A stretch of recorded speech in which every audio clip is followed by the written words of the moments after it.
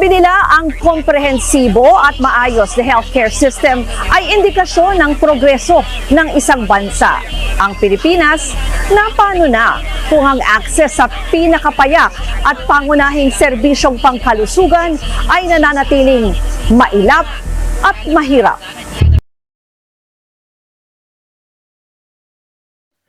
Sa bansang may pangakong serbisyong pangkalusugan para sa lahat, bakit may mga Pilipino kailangan pang pumila ng magdamag? Bakit ang gamot parang pangarap, mahal at mahirap maabot?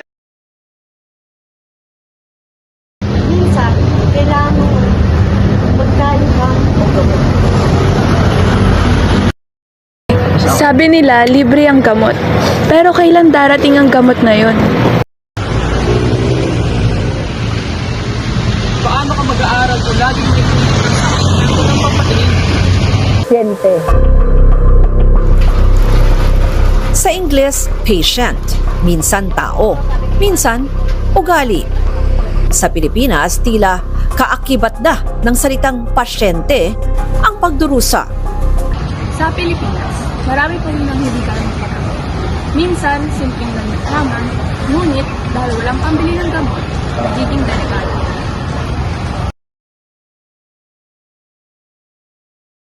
Hindi kailangang maging doktor para tumulong. Pwedeng magsimula sa maliit, sa pagbibigay ng impormasyon, sa pag-aalaga sa sarili at kapwa, at sa pagsuporta sa mga programang pangkalusugan ng ating pamahalaan.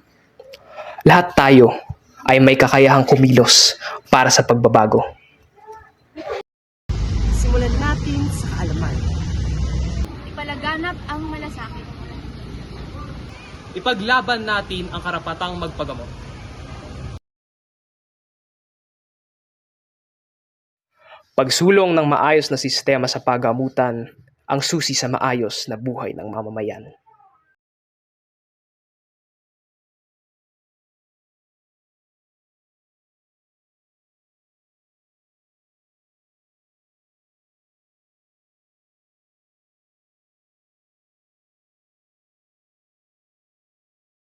Pagsulong ng maayos na sistema sa paggamutan ang susi sa maayos na buhay ng mamamayan.